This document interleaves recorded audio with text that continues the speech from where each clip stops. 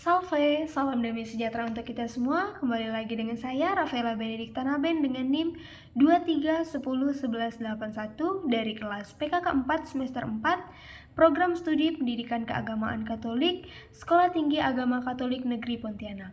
Jadi teman-teman, pada kesempatan kali ini saya akan kembali membahas mengenai hasil resume saya dari pertemuan kami yang ketiga pada tanggal 10 Maret 2025 pada mata kuliah Sejarah Gereja Indonesia.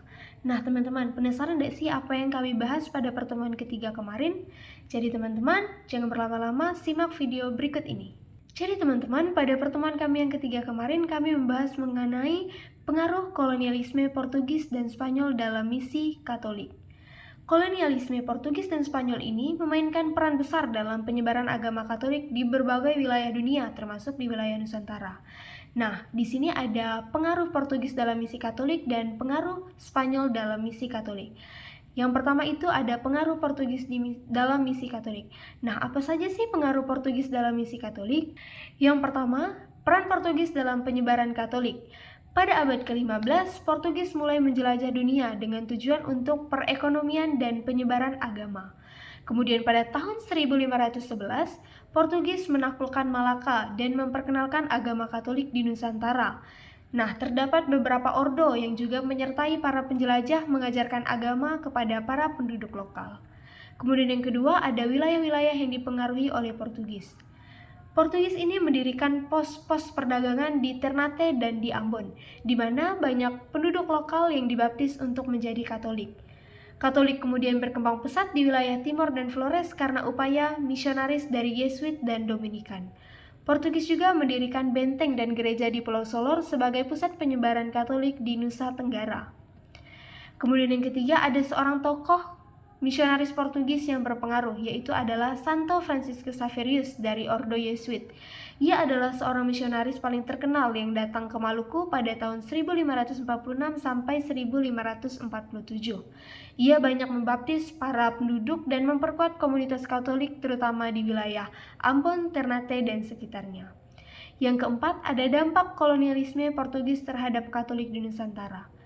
Pendirian gereja-gereja pertama di Indonesia, penciptaan buku-buku doa dan katekese dalam bahasa lokal merupakan dampak dari kolonialisme Portugis terhadap Katolik di Nusantara. Pengaruh Katolik ini tetap kuat di beberapa daerah, meskipun Portugis kemudian diusir oleh Belanda yang berhaluan Protestan. Nah, kemudian yang kedua itu ada pengaruh dari Spanyol dalam misi Katolik. Apa saja sih pengaruh Spanyol dalam misi penyebaran agama Katolik di Nusantara? Yang pertama itu adalah peran Spanyol dalam penyebaran Katolik. Spanyol ini memiliki misi untuk menyebarkan agama Katolik melalui kolonialisasi, terutama setelah tahun 1494, ketika perjanjian Tordesillas atau sebuah perjanjian dari Spanyol dan Portugis yang bertujuan untuk membagi dunia di luar Eropa menjadi dua wilayah kekuasaan eksekutif. Dan yang kedua ada dampak di wilayah Nusantara.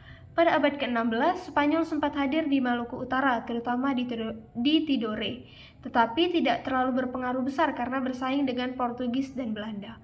Sebagian besar keberhasilan misi Katolik Spanyol ini terlihat di Filipina, di mana agama Katolik menjadi dominan hingga saat ini.